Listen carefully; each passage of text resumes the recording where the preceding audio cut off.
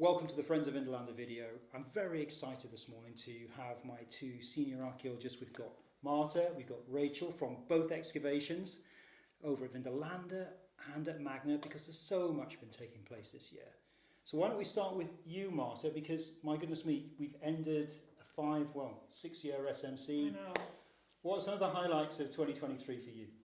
It's been an incredible journey. I mean, I can't talk about this year without talking about all the work that we've done to get here. The excavations in the southwestern quadrant between 2019 and 2022 were pretty much a preparation for the massive foray into the period 1 to 5 timber forts of Vindolanda that we did this year. We started with a mission of getting about 350 square meters of archaeology down from the Antonine layers into the natural boulder clay that constitute the landscape of Vindolanda. It's a huge space, isn't it? A huge space to work in. It was enormous, and it was one of the largest anaerobic excavation in the sense of open plan excavation that we've conducted in I think that's the largest we've ever done in terms of open plan, because back in the 80s and the 70s and the 90s we just did small sections because we were so deep we couldn't open up a big space. So to see so much on the same plane was absolutely wonderful. And we had such a big open area because of the lack of 3rd and 4th century buildings in the very corner of the quadrant, which you had already explored a little bit in 2006 and 2007. So one of my highlights was to finish what you started and find the rest of that really intriguing stone building that we uncovered. In the corner, yeah. So that's just sort of highlights the importance of going back and closing gaps in our knowledge. So that was a really good highlight. And I think in general, the whole Antonine period at Vindolanda has been really fascinating this year. Do you want to say a little bit more about the potential temple? Well, I mean, it's a very special space, isn't it? I mean, it's very ornamental, the Antonine period. It must have been very beautiful, and that's soft carved sandstone, and it has such a wealth of material culture. But yes, that building in the very corner was a surprise. So what do you think? Temple or something else? It's very interesting because the Antonine buildings are sort of facing the wrong way, what with the gate being to the south, being uncovered in the sort of last few weeks of excavation. So you enter this majestic fort and you find the back of a monumental building. So it's really interesting. It is weird. Quite intriguing. So I think we need to do a lot more work in terms of looking at the material culture from the Antonine period. But it was really fantastic to enrich the floor plan of that fort so well. So for you, Marta, was there a particular find or two that really stood out this year from the excavations? I mean, we had a wealth of wooden handled tools. We did. We had a beautiful owl, leather punching owl. We had a beautiful... Yes, the owl, that was gorgeous, a nice chisel. So I had an amazing array of tools, but really I think the best, I've got two best anaerobic finds. Hit me with your two best. Well, one's not really a find. Uncovering the period 3 wall of the Praetorium was an adventure. I've never seen anything like that in my archaeological career. Collapsed into it in situ, wasn't it? Yeah. There was 3 horizontal straps and some vertical planks, sort of making sure that the corner would be strong and supporting the weight. And we also had a little window. Yeah, the window was very cute at the top. Fantastic. Yeah, really nice. And I mean, that's sort of also going back to filling in the gaps in some of the work that your dad did in the 1970s on the other side of the fort wall. Absolutely, that should tie in very well with that fort wall, slicing everything in half, and it's a space that he just couldn't get into in the 1970s. It just wasn't available to look at all. It was just amazing. So that I would say was a highlight, and I mean, we finished the excavation strong with one of the best complete confronting tablets we found over the SMC. So that's what Vindolanda is famous for. A lot of people understand and know about the writing tablets, and it was the last 15 minutes, wasn't it? I know. It's always like that. It's such an archaeological thing. It's typical. So you've been working very hard in a space for 4 or 5 years, a small section through a fence, just to see how it was built in the last few seconds. So describe the moment when, the volunteers came over with that. I mean, it was incredible. We had Penny, our site archaeologist, on site helping pushing that over the line, and her and Kathy, one of the long-standing volunteer members of our excavation, just came up with this thing that, frankly, looked a bit too big. Yeah. You know, we had small fragments, but over the course of this year, we only had 17 write-in tablets. Yeah. Now, for comparison, I went and looked, and in 2017, in the period 4 barrack alone, we had 10. Right. So, you know, it's a very small number of tablets for such a vast anaerobic excavation. It is. So, I mean, that ties into something else we want to talk about, which is, you know, for this year, really, we focused and we had a lot of look at the impact of climate change. In fact, the last couple of years on the excavations, and you saw that, you know, happening in the spaces that we were excavating. How did that change how you had to work? What was the impact of that on the whole site and what you saw in your eyes? I mean, it was the first time over the last 2 years in which it was really visible. I mean, it's always been visible to us, but this year, for the first time, we had a chance to really show the visiting public and our friends of Vindolanda what effects the climate change and the oscillation of sort of the cycles of wetting and drying have on the timber remains of the fort. And it was shocking, really. We had post holes that were twice the size of the post that was stuck inside them. Yeah. But I think, you know, Magna also had an interesting run looking at climate change as well. You know, that's what started it all, the Magna project. Absolutely, and that leads us beautifully to Magna and Rachel, because Rachel, how exciting was it to finally get in the field? You started the project, a new 5-year project in July this year. Tell me a little bit about how the first year went for you. What were your particular highlights and what did you tease out of your experience? It's been great to join the Trust and get stuck in and get into the first year of this project. I know it's been on the cards for a long time. Robin was always desperate to get into digging at Magna. He was. You were always desperate to get into digging at Magna. So it's nice to finally officially launch this project. The excavations also went really well. We started this year, our year 1 trench was up at Mile Castle 46, so up on Hadrian's Wall itself.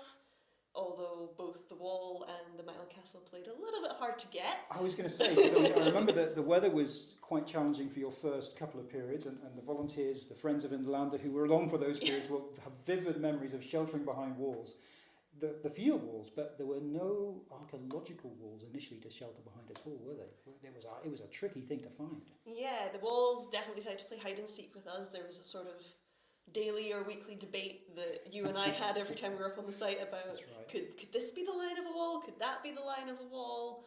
But eventually, after 3 weeks roughly, we started to get proper concrete evidence, first of the south wall of the Mile Castle and then curving round into the east wall. So that was definitely a relief to know that we had the structure that we were actually looking for. It hadn't been completely robbed out and destroyed, taken away. And then just became a game of chasing it exactly, and we then had to wait until much later in the season, until the third last week, very, very end of the dig, to actually get Hadrian's Wall itself. A small fragment of Hadrian's Wall in the northern part. 6 stones in total. But although not much of your Mile Castle survived the various stone robbing activities and you know, obliteration by castle builders and goodness knows what else, there's enough there to suggest it was a pretty impressive structure, isn't there? Yes, absolutely. Our sort of closest comparator that the friends can go and visit, that we have taken some of our volunteers to on the many wet weather days that we had, as you mentioned, with the we had a few damp summer that we had, is Paul Trustburn Mile Castle in the village of Gilsland. And it now looks like our Mile Castle was broadly comparable with that in terms of scale and construction. So that's incredible. So in terms of you've got good architecture, but what about artifacts and finds? Did you get much of those, or did you find some significant things which really helped you broaden out the story of what that space was used for and why? Yeah, so I think our Mile Castle was relatively finds poor compared to a normal Vindolanda excavation. I think most places are, to be honest, which is fair. But, but we did have a few key finds that came out throughout the season, some very lovely surprises along the way. So what was your favourite thing that came out of the excavations, or a couple of things that came out that you thought, wow, this is fantastic information? I mean, my personal favourite has to be the kist burial. I've always had an interest in osteoarchaeology and human remains, so having that, especially in the location we found it where it was such a surprise. I mean, I looked up and I saw a gaggle of volunteers forming with Frankie, our geoarchaeologist and site archaeologist with them. And I was like, okay, something's happened. And I got over, and the something was skeletal ancient human remains. So it was tucked in the corner at the back of Hadrian's Wall on the outside of the Mile Castle, and seems to be a sort of late Roman, early Christian dated. So this is incredible. We've got a person, we've got a Mile Castle, we've got a mystery on our hands, which we'll have to continue to unravel as the scientific work takes place.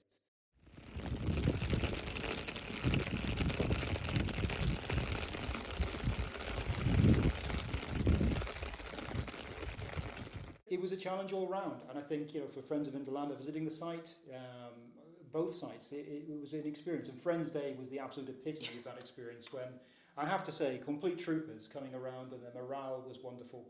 But thank you again to all the teams who are working on the site. The teams at Vindolanda, of course, Penny, yourself, young Wilf, who came through. Oh, absolutely. We have a young archaeologist now, and he's gone off to university. We're so pleased and proud that he's managed to do that. He really needs a mention of honour. The guys spent more time underwater than anyone in this team. I think we had a really shocking alternation between super dry weather and flooding. We had a really dry month of June. Yeah, March and June, May and June, sorry, yeah. 6 weeks of incessant water the following month. So really, I'm going to say it's probably the most bailing I've done in my archaeological career. Both of you are working on projects a new project of Vindolanda, a project that's just had its first year. And I want to talk to you both about what your hopes and expectations are for looking forward into 2024. What can friends of Vindolanda expect to see when they visit both Magna and Vindolanda? So I'll start with Rachel, and I'll bomb over to yourself, Go on, Rachel. Marta. But wow, Rachel, what are we hoping to see from you next year? What can friends of Vindolanda expect to see when they come and visit the Magna excavations? Hopefully lots of very deep, wet ditches. So you're ready for the rain next year, for sure, yeah? Yeah, good. ready for the rain, ready for water coming from both the sky and from the ground. Okay. So the biggest sort of feature that we'll be getting into is the vallum, so the southern defensive ditch that runs along behind Hadrian's Wall. So we're still working up in that sort of frontier landscape. We're finishing off the Mile Castle, and then we're pushing south back towards the main fort and getting into the vallum. We're really hoping to get the full profile of it, and also the causeway that goes across, linking the Mile Castle to the fort. Oh, that would be fantastic if we get that. And so potentially then, environmental data really coming out to the vallum, because it's a wet and waterlogged environment. So if there's leather, wood, textiles at Magna, that's a great place for them to survive. Yeah, I'm really hoping that we do have sort of semi-anaerobic or fully anaerobic deposits, at least in the bottom of the vallum. Frankie and her geoarchaeology role will really be able to sort of come into her own with that as well, and working with academic colleagues on sampling that and mapping movement of the water table, and trying to understand how the extremes of the weather that we're all sort of mentally gearing up for are going to impact the archaeology as we're digging it, and once we leave as well, what's going to continue to happen at the site. So what's also exciting, you've got a new building, you've got a new space for the archaeological centre, and we've got a new activity centre for Sophie to use in that space, and to welcome our visitors to the Roman Museum in there as well, which would be absolutely great, and to be able to see what's going on the excavations a little bit through that space.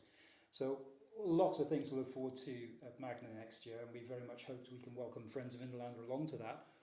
Wow, well that's just one part of what we're doing. I know. So Marta, in a nutshell, what are you tackling at Vindolanda next year? What's going on here in this space? What can we look forward to? Well, first of all, I'm very excited that the team has been joined by Dr. Christina Crisbazan, who is our new ceramics and pottery specialist. Yeah, that's really good she's going to look at the ceramics from this current SMC. She has started that work, and it'll be great to have her on board to answer all sorts of pottery related questions that we don't want to answer because we're not pottery specialists. Absolutely. But we finally have one working for the Trust. Finally have one. That's That great. is absolutely delightful. I'm very excited about that.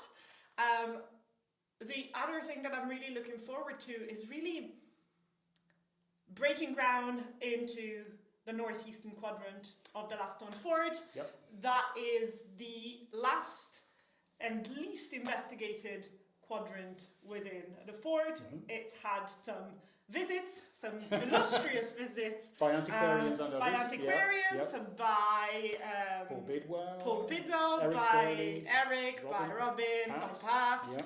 Yeah. So Anthony Headley, let's not forget him. Oh no, no, must not. So I'm really excited to join the dots that these excavations have sort of peppered along the northeastern quadrant. The first year, I'm not going to lie, there's going to be rocks. Plentiful rocks all over the shop.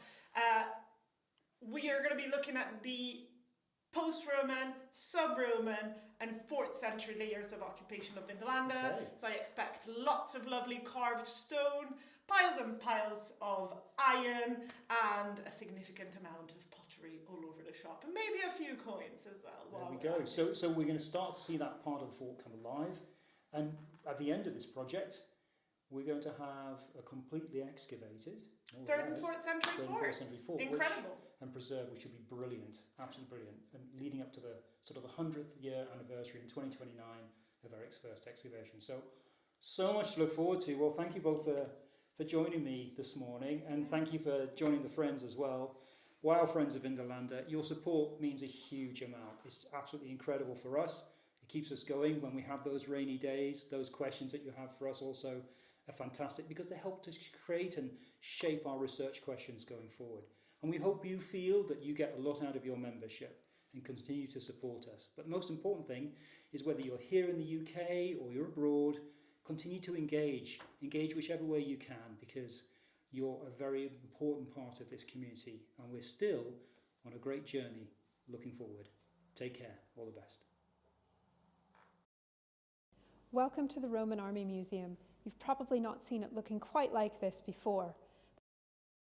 We have lots of new improvements here at the Roman Army Museum happening this winter time, including improvements to our shop and cafe facilities and exhibitions throughout the museum. Up in Gallery 1, we're going to be doing a new temporary exhibition about animals in the Roman army. So this is from everything what were used for transport, but also for food, as well as the symbolism that's used within Roman religion and animals. So we're really excited about putting that on display. The redoing of the display behind me to include some of the altars and kind of inscribed stones that we've had over the last few years. Some of our favorites like Havardua and the statue of Fortuna are going to be able to go on permanent display. Also here at the Roman Army Museum, as part of the Magna project funded by National Lottery Heritage Fund, we will be putting in a new room just outside the film theatre where we will have an exhibition about Julia Domina and the Severan family, but also about the occupation during the Severan period at Vindolanda and women and children more broadly, which is really something that's been missing here at the Roman Army Museum. So we're really excited about getting that on display. We look forward to welcoming you back here at the Roman Army Museum to see these new facilities and exhibitions. So another really exciting thing that we've got going on here at the Roman Army Museum is the extension out the back of the museum, and that is going to be for our wonderful new activity centre, which is going to have a fantastic science exhibition talking about the impact of climate change here at Magna Fort and the history of Magna itself. Behind that, we're going to have a volunteer excavator space, which is going to be for everyone who's coming to help us excavate over the next 4 seasons, and they're going to be able to utilise that, have beautiful glass front, and you'll be able to have views over the fort platform as you have your lunch and take a relax. We've got tons of new activities coming next year. We're looking forward to welcoming back Legion 8, who are going to come and do a wonderful weekend with us. We're working with John Crouch, who's going to do some Roman cooking, and we're looking at doing some archery and getting all those exciting new things in place. And don't forget, you can keep up to date with everything that's going on here at the romanarmymuseum.com website. You'll be able to see all of our events and activities that are coming up. Keep up to date with our Magna Dig Diary and get some behind the scenes, and you'll be able to sign up to our newsletter as well, so you won't miss anything as it'll drop straight into your inbox.